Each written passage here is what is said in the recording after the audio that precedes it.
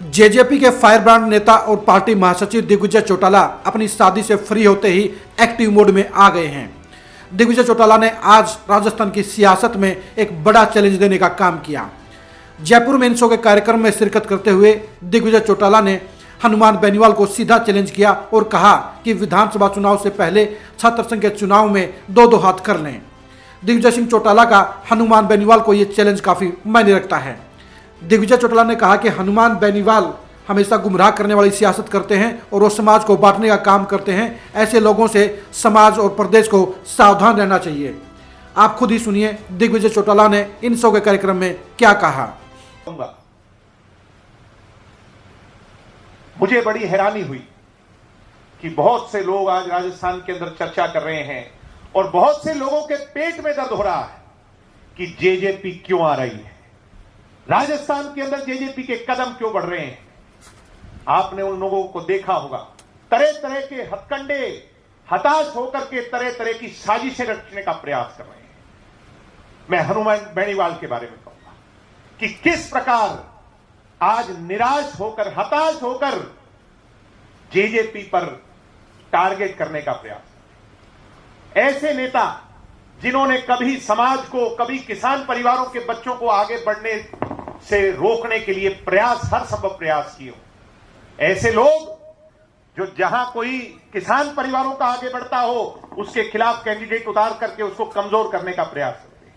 आज मैं इस इंसो के मन से कहूंगा कि हनुमान बेनीवाल जी, कान खोल करके सुनो और इस बात को सुनो, अपने जहन के अंदर संभालो कि जननायक जनता पार्टी 2023 का चुनाव लड़ेगी और किसान के नाम पर झूठी बेगैरत राजनीति करने वाले लोगों की जड़ें उखाड़कर फेंकने का काम राजस्थान से कर देगी। मैं बड़े विश्वास और भरोसे से ये बात कहता हूं।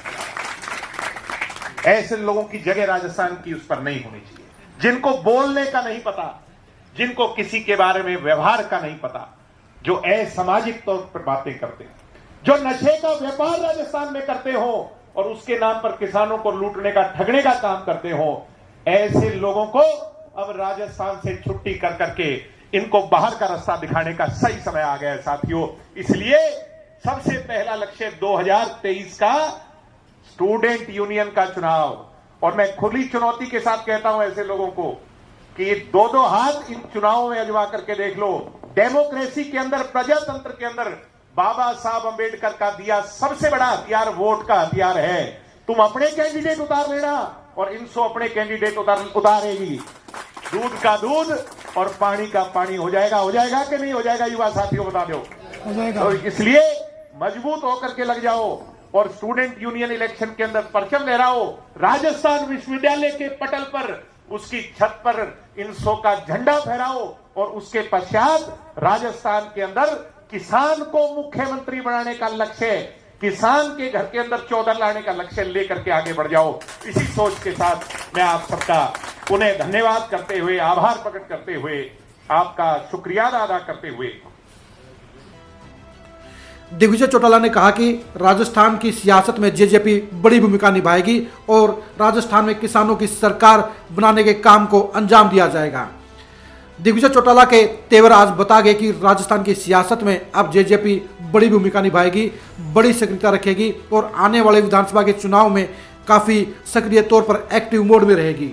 दिग्विजय चौटाला का शादी से फ्री होते ही राजस्थान की सियासत में सक्रिय होना यह इशारा कर गया है कि वह अपने पिता अजय सिंह चौटाला और अपने परदादा चौधरी देवलाल की कर्मभूमि में एक्टिव हो गए हैं और आगामी विधानसभा चुनाव में जेजेपी कुछ खास करने की मंशा रखती है।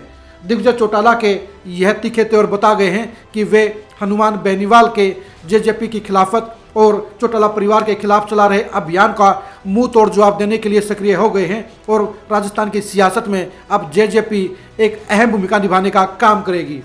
राजस्थान में जेजेपी की सियासत और रणनीति को लेकर आप लगातार खरी खरी न्यूज़ के साथ जुड़े रहिए।